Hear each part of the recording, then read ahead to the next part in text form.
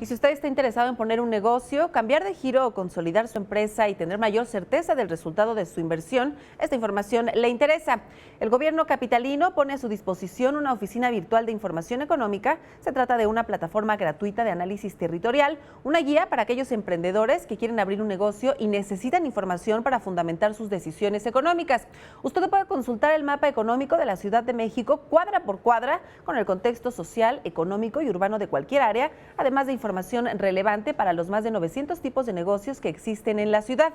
En este portal pueden encontrar análisis económicos e incluso buscar proveedores para su negocio, ya que procesa información de distintas fuentes de la Administración Pública Federal y local con base en la disponibilidad de información en tiempo y espacio. Este servicio, proporcionado por la Secretaría de Desarrollo Social Local, está a disposición en el sitio www.obie.cdcodf.gov.mx/obieweb.